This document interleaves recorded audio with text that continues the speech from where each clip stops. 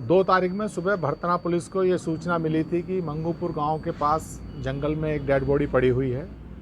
इस डेड सूचना पर वहाँ पे इंस्पेक्टर साहब, सीओ साहब सभी लोग गए। बाद में उसकी शिनाख्त वहीं के रहने वाले वीरेंद्र के रूप में हुई। शुरू में क्योंकि ज़ाहिरा रूप से उसके चेहरे पर चोटें थी, पीएम कराया गया।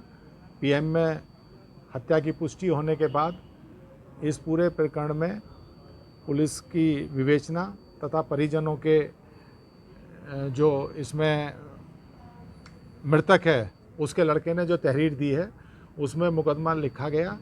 ये रिश्तों को कलंकित करने वाला एक केस है जिसमें बच्चों के द्वारा, खुद के मृतक के 3 बेटों के द्वारा अपने पिता की हत्या की गई। इसकी पृष्ठभूमि में ये है कि इस वीरेंद्र सिंह ने 2012 में भी अपने हिस्से की कुछ ज़मीन बेची थी।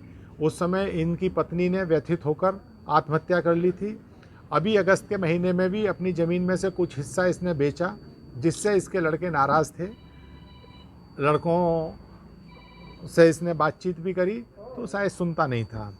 1 तारीख में इसके 3 लड़के इसमें इकट्ठा हुए तथा इनकी आपस में बात हुई। उसी बातचीत में इन लड़कों ने, तीनों ने ये निश्चय कर लिया कि अब बाप को रास्ते से हटाया जाए।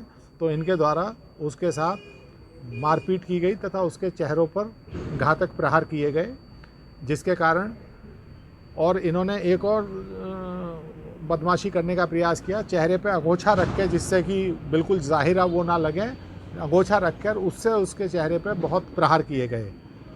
पीएम में 9-10 वार हैं, जिससे इसकी मृत्यु हो गई। फिर उसे हटाने के लिए और दूसरों लोगों को फंसाने का भी इसमें प्रयास किया गया।